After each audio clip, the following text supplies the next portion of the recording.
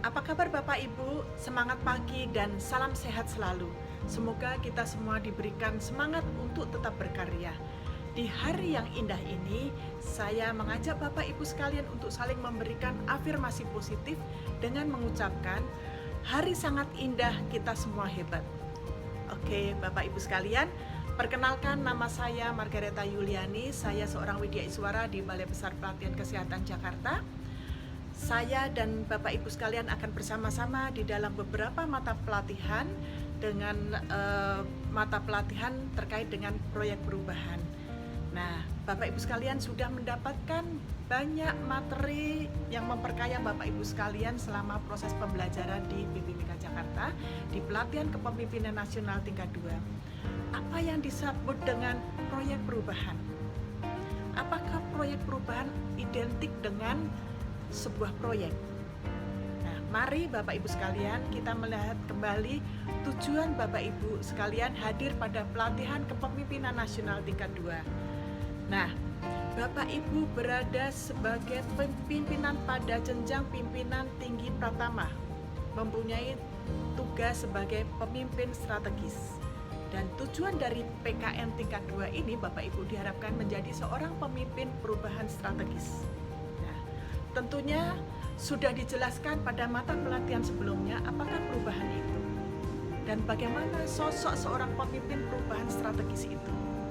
Nah, ada 3 ciri utama seorang pemimpin strategis. Itu Bapak Ibu bisa lihat pada Peraturan Pemerintah Nomor 11 Tahun 2017 tentang manajemen PNS. 3 ciri utama apa saja, Bapak Ibu sekalian? Ciri yang pertama adalah mampu membangun sinergi antar unit organisasi dengan menerapkan prinsip whole of government dalam pelaksanaan tugas dan fungsinya. Bapak Ibu tentu tahu yang dimaksud dengan whole of government atau WOG apa? Bahwa prinsipnya tidak mungkin mewujudkan visi misi organisasi tanpa melibatkan unit lainnya. Di sini pentingnya dilakukan kemampuan kepemimpinan strategis dalam rangka mencapai tujuan organisasi dan untuk merespon dinamika tuntutan publik yang terus berkembang. Itu untuk ciri yang pertama. Apa ciri kedua? Ciri kedua, pemimpin strategis adalah mempunyai ciri bahwa mampu menjadi motor penggerak perubahan strategis di instansinya. Nah, berbagai perubahan lingkungan dengan fenomena disruption menjadikan birokrasi harus berpikir dan bertindak secara strategis, responsif dan inovatif. Kemudian dalam menghadapi era 4.0, ya, revolusi industri, peran big data, Internet of Things, robot dan artificial intelligence yang secara pasti akan menggeser fungsi, prosedur dan sifat pekerjaan dari birokrasi. Perubahan ini menjadi bagian dan sikap budaya dan mindset setiap pimpinan birokrasi. Nah, Bapak Ibu sekalian, ciri utama ketiga adalah memiliki karakter kepemimpinan yang terbuka serta mampu mengelola keragaman di lingkungannya untuk mencapai hasil kerja yang berdampak luas. Maksudnya apa, Bapak Ibu sekalian? Pimpinan birokrasi wajib memiliki kompetensi sosiokultural dalam menjamin komunikasi dan kerjasama secara produktif dengan stakeholder. Menjadi role model dengan memberikan inspirasi bagi pejabat administrator dan pejabat pengawas serta pejabat fungsional. Dari ketiga ciri tersebut, Bapak Ibu sekalian hadir di sini mengikuti pelatihan kepemimpinan nasional tingkat 2. Diharapkan di akhir pelatihan kepemimpinan ini akan memiliki kompetensi kepemimpinan strategis sebagai seorang pemimpin perubahan strategis pada unit organisasi, pemimpin strategis yang adaptif dan agile.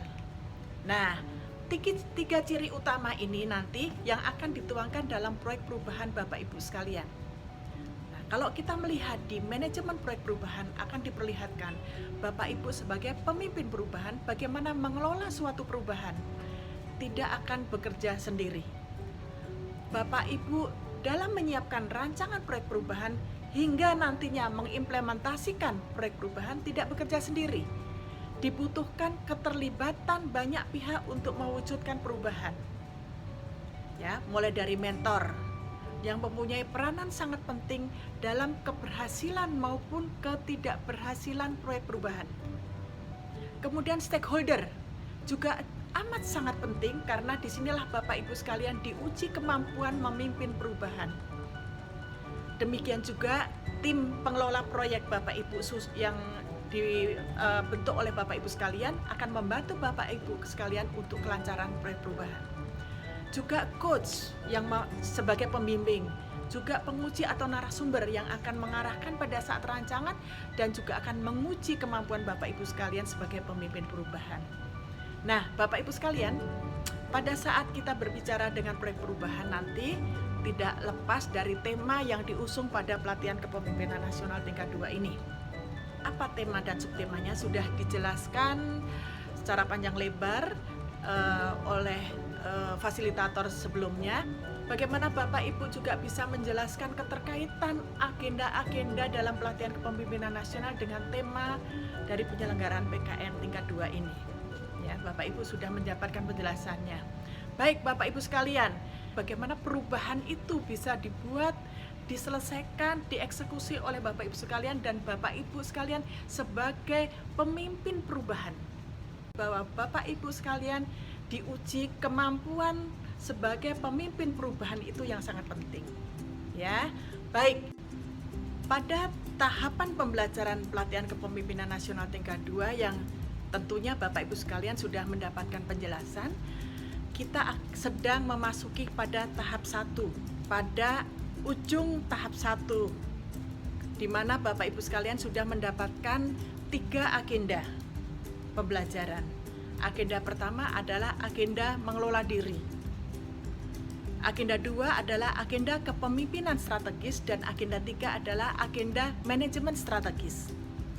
Di mana Bapak Ibu tahu bahwa agenda mengelola diri sebagai fondasi Bapak Ibu sekalian di dalam melakukan sebagai pemimpin perubahan. Nah, pada agenda 2 kepemimpinan strategis dan agenda 3 adalah manajemen strategis, itu nanti yang akan memberikan warna pada proyek perubahan.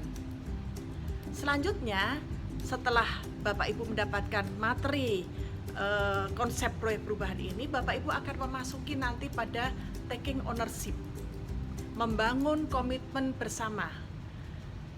Pada kondisi yang sebiasanya, seharusnya, sebelumnya Bapak Ibu akan kembali ke tempat kerja, bertemu dengan mentor, bertemu dengan stakeholder, bertemu dengan tim yang akan dibangun oleh Bapak Ibu sekalian untuk membuat menemukan suatu gagasan perubahan yang sudah difikirkan oleh Bapak Ibu sekalian.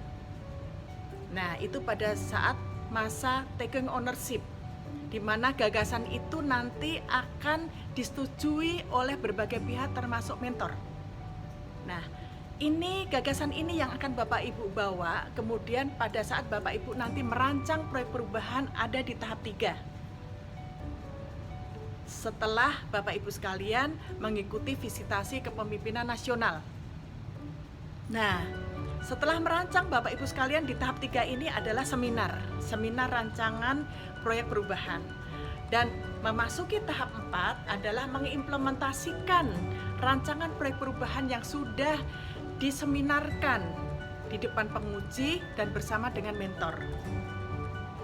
Pada saat implementasi di tahap 4 ini nanti Bapak Ibu sekaligus untuk menyusun laporan dan melakukan seminar pada tahap kelimanya. Bapak Ibu sekalian, demikian tadi adalah tahapan pembelajaran. Jadi sejak tahap ke-1 Bapak Ibu sekalian sudah terkait dengan bagaimana proyek perubahan akan dirancang dan diimplementasikan. Jadi Bapak Ibu sekalian sudah mulai sejak sekarang Bapak Ibu sudah memikirkan apa gagasannya, apa yang akan dirancang dan apa yang akan diimplementasikan sehingga Bapak Ibu sekalian nanti akan menjadi seorang pemimpin perubahan strategis. Pemimpin perubahan strategis yang adaptif dan agile. Tentu saja Bapak Ibu sekalian pada taraf ini adalah mengimplementasikan materi-materi yang sudah Bapak Ibu terimakan sebelum-sebelumnya. Apa produk pembelajaran dari pelatihan kepemimpinan nasional tingkat 2 ini? Outputnya yang berkaitan dengan kompetensi Bapak Ibu sekalian adalah pemimpin perubahan strategis pada level organisasi dan kebijakan strategis.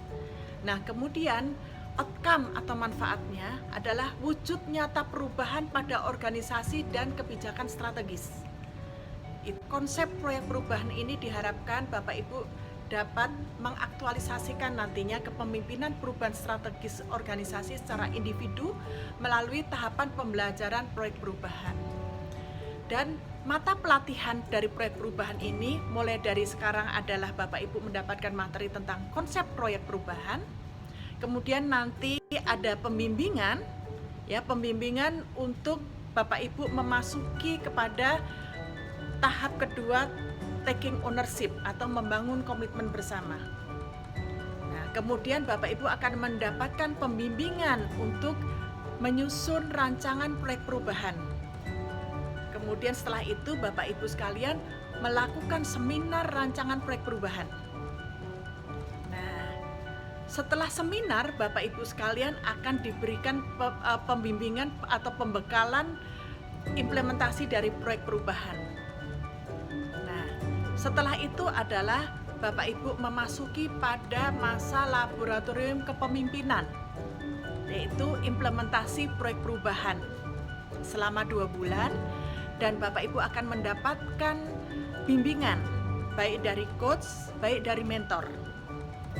Dan pada masa pembimbingan tersebut Bapak Ibu sekaligus juga menyusun laporan dan akan melakukan seminar hasil atau seminar implementasi atau pelaksanaan proyek perubahan atau yang kita kenal dengan seminar laboratorium kepemimpinan. Nah, setelah itu Bapak Ibu di hari berikutnya, hari terakhir Bapak Ibu sekalian bersama-sama dengan kami di sini berbagi pengalaman memimpin proyek perubahan. Ini tadi adalah mata pelatihan terkait dengan proyek perubahan yang akan Bapak Ibu ikuti. Bapak Ibu sekalian, pengalaman belajar pelatihan kepemimpinan nasional tingkat 2 untuk menghasilkan proyek perubahan melalui serangkaian pengalaman belajar, mensintesakan mata-mata pelatihan yang telah Bapak Ibu terima. Baik itu dari mengelola diri, baik itu kepemimpinan strategis maupun manajemen strategis. Kemudian mendapatkan bimbingan sampai akhirnya Bapak Ibu sekalian menuliskan kertas kerja. Dan di akhir pembelajaran Bapak Ibu menunjukkan kompetensinya mengelola serta memimpin implementasi proyek perubahan di instansinya. Ya. Proyek perubahan itu harus betul-betul merupakan ide terobosan peserta, bukan dari orang lain. Namun demikian, Bapak Ibu bisa mengkomunikasikan, mendiskusikannya dengan mentor. Namun ide tersebut adalah betul-betul dari peserta. Kemudian proyek perubahan merupakan hasil proses diagnosis atau kita sebut Bapak Ibu mendapatkan pembelajaran materi tentang diagnostic reading. Ya. Isu harus up to date berdasarkan kondisi ideal atau normatif dan kondisi organisasi saat ini. Dari jangka panjang, jangka menengah, jangka pendek, Bapak Ibu akan lakukan melalui tahapan milestone, ya, pentahapan. Kemudian dalam tahapan ada kegiatan-kegiatan untuk melakukan. Nah, Bapak Ibu sekalian, dari tadi saya sudah sampaikan bahwa proyek perubahan harus mendapatkan dukungan penuh, baik dari atasan langsung atau mentor maupun dari institusi, Bapak Ibu sekalian. Nah, di sini kemampuan sebagai pemimpin perubahan Bapak Ibu dipertaruhkan. Ya. Proyek perubahan harus dapat meningkatkan kinerja organisasi menuju organisasi yang adaptif. Bagaimana itu organisasi adaptif? Bapak Ibu sudah pelajari sebelumnya. Harus visible, implementable, bermanfaat atau memberi keuntungan terhadap organisasi. Ya. Nah, itu Bapak Ibu sekalian sudah mempunyai gambaran harus seperti apa nanti proyek perubahan itu. Ini masih konsep yang akan diberikan. Untuk merancang proyek perubahan nanti ada waktu sendiri untuk mendiskusikan. Tapi paling tidak secara keseluruhan kami sudah sampaikan kepada Bapak Ibu sekalian. Nah, untuk lebih mendetailkan proyek perubahan, apa yang akan dievaluasi pada saat seminar? Ada 2 kali seminar Bapak Ibu sekalian. Pertama adalah seminar perencanaan perubahan, yaitu seminar rancangan perubahan. Yang dimaksud adalah perencanaan perubahan. Apa yang dinilai di situ? Yang dinilai adalah pertama adalah cakupan manfaat untuk organisasi adaptif. Ya, apakah levelnya harus yang level tinggi baru nilainya Bapak Ibu sekalian bisa tinggi. Kemudian terobosan inovatif sesuai dengan isu strategis. Kemudian kejelasan tahapan rencana strategis dan rencana strategis marketingnya. Itu 4 komponen yang menjadi penilaian pada saat seminar rancangan. Pada saat seminar pelaksanaan atau implementasi proyek perubahan yang dikenal dengan manajemen perubahan adalah cakupan tahapan rencana strategis yang akan dinilai. Kemudian bagaimana implementasi strategi marketingnya dan pemberdayaan organisasi pembelajaran. Nah, itu Bapak Ibu sekalian. Nah, berkaitan dengan sistematika penulisan, apa yang harus dituliskan oleh Bapak Ibu sekalian pada saat menuliskan perencanaan perubahan, yaitu pada rancangan perubahan. Tidak ada template yang harus diikuti oleh Bapak Ibu sekalian. Tidak ada kewajiban untuk mengikuti suatu outline. Tidak ada kewajiban untuk membuat sesuatu yang sama untuk semuanya. Butuh suatu kreativitas Bapak Ibu sekalian untuk menuangkan rancangan dan menuangkan laporan hasil implementasi proyek perubahan. Pada saat perencanaan perubahan atau pada saat menyusun rancangan proyek perubahan, ada hal-hal yang harus Bapak Ibu tuliskan. Ya, yang pertama, ada topik atau judul. Tentu saja yang inovatif, spesifik, relevan dan transformatif. Ya, kemudian ada deskripsi proyek perubahan. Kemudian ada latar belakang, kemudian ada tujuan dan manfaat untuk organisasi adaptif, kemudian ada output dan outcome-nya. Ya. Selanjutnya adalah tahapan perubahan rencana strategis, yang tadi ada jangka panjang, ada jangka menengah dan jangka pendek. Kemudian bagaimana rencana strategi marketingnya dan penutup. Itu tadi untuk perencanaan perubahan. Nah, kemudian bagaimana untuk manajemen perubahan? Ya, ada 3 hal yang akan Bapak Ibu tuliskan. Selain tadi dari rancangan proyek perubahan ditambahkan adalah capaian strategis rencana strategis, capaian tahapan rencana strategis, dan implementasi strategi marketing serta pemberdayaan organisasi pembelajaran. Nah, demikian Bapak Ibu sekalian overview dari konsep proyek perubahan yang secara lengkap dapat Bapak Ibu pelajari di PowerPoint yang sudah disusun. Akhir kata, selamat melakukan perubahan dan sukses selalu dan salam sehat.